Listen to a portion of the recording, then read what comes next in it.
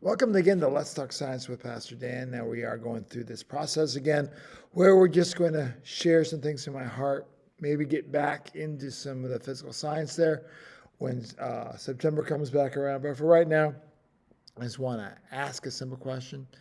Is it in the Constitution? The Constitution is one of the most important documents in mankind's history, in my humble opinion, because it has kept a republic, and our nation is a republic, not a democracy, in existence for over 250 years. One of the main statements that's thrown around is the concept of separation of church and state.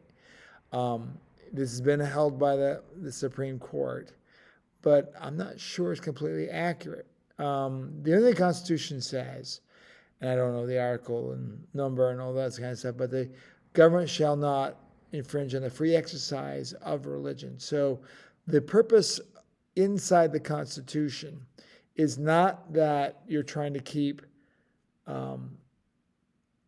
government, state from government, the church from impacting government, but rather trying to keep government from impacting the faith. The actual concept of separation of church and state is found in a letter from Thomas Jefferson to, I believe, Danbury Presbyterian Church. If I'm wrong, please forgive me. But the idea was a letter that was written by one of our founding fathers. I'm not saying that Christianity should take over and we should have a theocracy, but you should not have a situation where we're afraid to talk about the things of God in the public square because, that's a separation of church and state. People who are humanist that believe that we're the center of the earth, no one tells them that they can't use their belief system in order to drive their decision making. And our faith is what ultimately guides everything that we do. So therefore, I don't think that we'd be careful not to trample on the rights of others and understand that.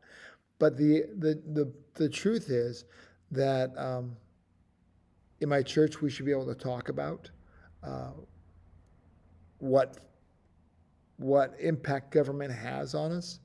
And when I go out and speak in the public square, even as an official, I should be able to use my faith as the evidence for what I believe and why it stands firm. When we negate that, we're cutting off one of our strongest, longest lasting factors of success. Many of our founding fathers, almost all of them, to some degree or other, were people of faith. And in fact, some of them said, George Washington said that if the nation ever neglected the teachings of God, the nation would not long survive. So therefore, I think that's where we need to stand. And that's how we need to be in balance, being respectful, as I always choose to be, but on the other hand, not being fearful of using our faith in the public square. All right, that's my thought for today. Hopefully not too bad. Take care. God bless. Bye.